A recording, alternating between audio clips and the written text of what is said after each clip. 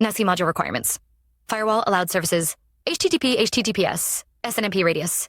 Firewall allowed ports, TCP, 80, 443, UDP, unidirectional WinNexus, switch on port, 161, UDP, unidirectional, switch, WinNexus on port, 162, UDP, bidirectional, ports, 1812, UDP, 1813, Siri UDP required switch features, radius, SNMP, 82P1X messy authentication, radius authorization change, COA.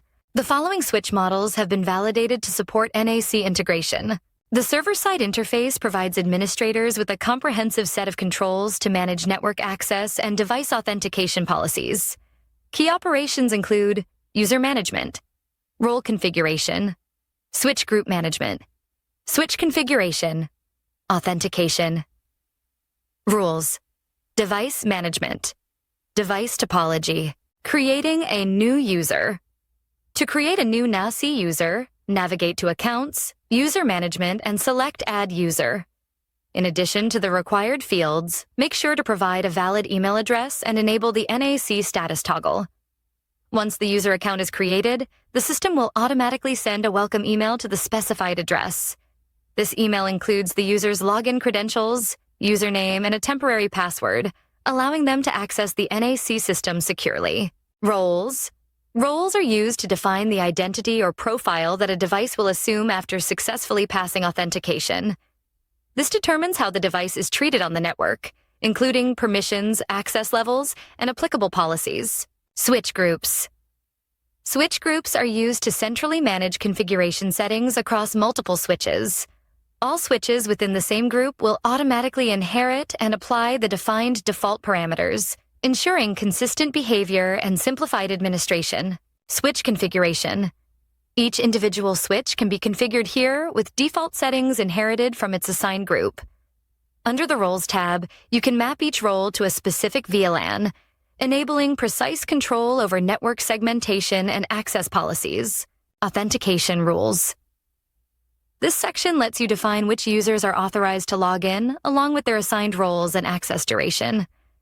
Once the access period expires, users will be required to re-authenticate, ensuring continuous access control and policy enforcement. Devices. This section provides visibility into all devices on the network.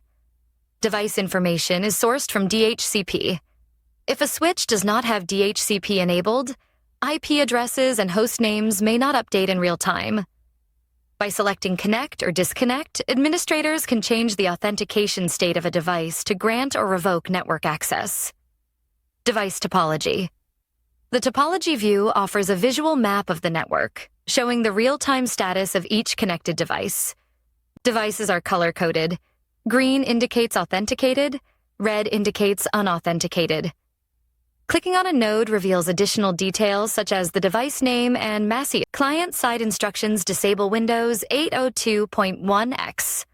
Authentication navigate to Control Panel, Network and Internet, Network and Sharing Center, Change adapter settings, Ethernet, Properties, Authentication tab.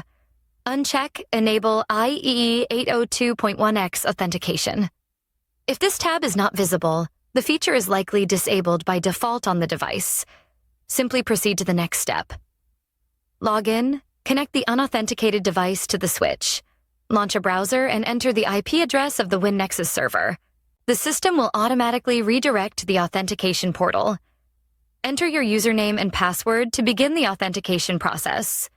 Once credentials are validated, wait a few seconds for the switch to update the device's status, then you'll be granted full network access.